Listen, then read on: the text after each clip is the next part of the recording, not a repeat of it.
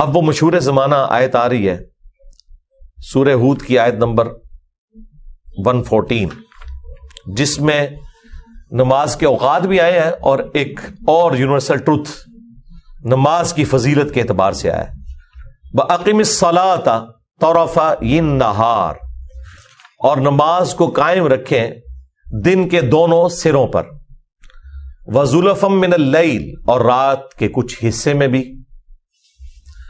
دن کے دونوں سروں کے اوپر جو نمازیں ہیں، ظاہر ہے کہ وہ اس سرے کے اوپر جو نماز ہے وہ فجر کی ہے، اور دوسرے حصے کے اوپر جو نماز ہے وہ ظہر عصر کی ہے، کیونکہ درمیان سے سورج جب ڈھلتا ہے تو زوال کا وقت، یعنی زوال آفتاب جو ہوتا ہے جسے آپ مکروہ وقت کہتے ہیں، وہ مکروہ وقت نہیں ہوتا، زوال آفتاب کہتے ہیں ابتدائے ظہر کو، تو یہ دوسرے والا حصہ بن جاتا ہے۔ اور رات کے حصے میں جو نماز ہے، ایک تو رات کے ابتدائی حصے میں نماز ہے مغرب کی، اور ایک تھوڑی دیر کے بعد عشاء کی نماز ہے۔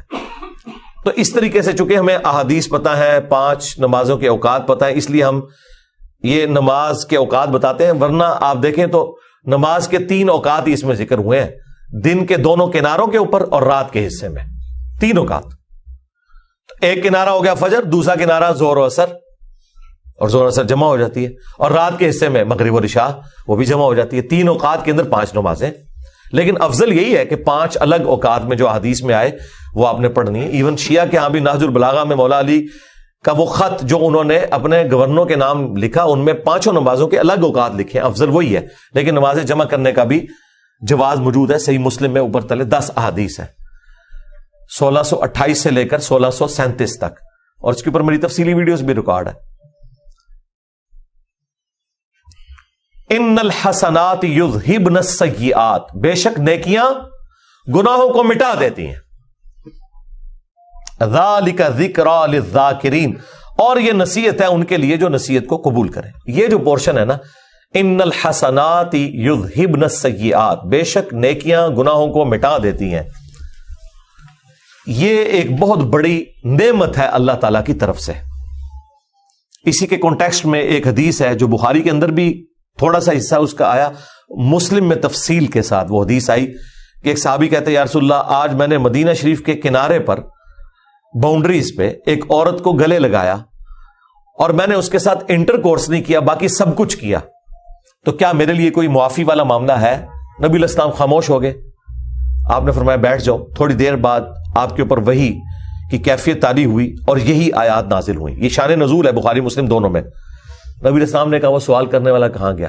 پھر آپ نے یہ آیت پڑھی کہ دن کے دونوں کناروں کے اوپر اور رات کے حصوں میں بھی نماز کو قائم رکھو، بے شک نیکیاں گناہوں کو مٹا دیتی ہیں، یعنی نماز پڑھنے سے گناہ معاف ہو جاتے ہیں۔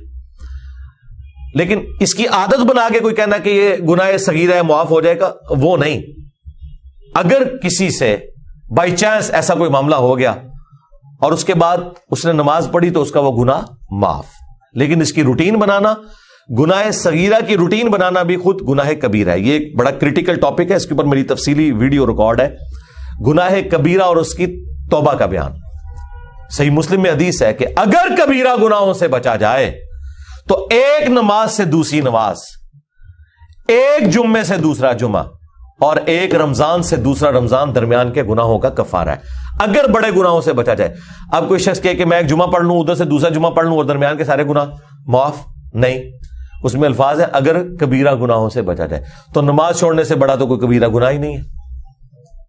قرآن میں ہے وَأَقِيمُوا الصَّلَاةَ وَلَا تَكُونُوا مِنَ الْمُشْرِكِينَ، نماز قائم رکھنا، مشرک نہ ہو جانا۔ اور مسلم شریف میں حدیث 246، بندے کے کفر اور ایمان، شرک اور اسلام کے درمیان فرق کی نماز ہے۔ تو نماز تو وہ گناہ کبیرہ ہے کہ جو کفر کے اندر لے جاتا ہے انسان کو عملاً، لہذا ایک جمعے سے دوسرا جمعہ درمیان کے گناہوں کا کفارہ ہے اگر کبیرہ گناہوں سے بچا جائے، یہ الفاظ ہے۔ اور لوگ سمجھتے ہیں شاید ہم نے ایک جمعہ پڑھ لیا، ادھر سے دوسرا جمعہ پڑھا اور درمیان کی ساری نمازیں معاف، نہ، اس طرح نہیں ہونا، یہ بہت کریٹیکل ایشو ہے۔ تو نیکیاں گناہوں کو کھا جاتی ہیں، مٹا دیتی ہے، لیکن چھوٹے گناہوں کو، بڑے گناہ صرف توبہ سے معاف ہوتے ہیں۔ اور توبہ کی ڈیفینیشن یہ ہے کہ گناہ کے اوپر شرمندگی کا اظہار اور آئندہ گناہ نہ کرنے کا پکا عہد کرنا۔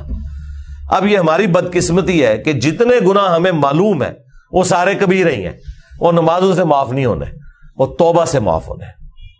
مثلا ماں باپ کی نافرمانی، شرک تو خیر بہت بڑا گناہ، بدکاری، قتل ناحق، چوری، گالی گلوچ، غیبت، چغلی، جادو، شراب نوشی، جوا، سود، یہ جتنے گناہ ہیں قرآن، بخاری اور مسلم کی احادیث کی روشنی میں یہ سب کے سب بڑے گناہ ہیں جو نمازیں پڑھنے سے معاف نہیں ہونے، جب تک کہ کوئی شخص سچی توبہ کر کے اپنی اصلاح نہیں کر لیتا۔ پاکستانی توبہ نہیں، اللہ کی توبہ، توبۃ نصوحا، ایسی توبہ جو آگے کو نصیحت ہو جائے۔ یہ تفصیلی ٹاپک ہے، اس کے اوپر آپ میری ویڈیو دیکھیں، گناہ کبیرہ اور اس کی توبہ کا بیان۔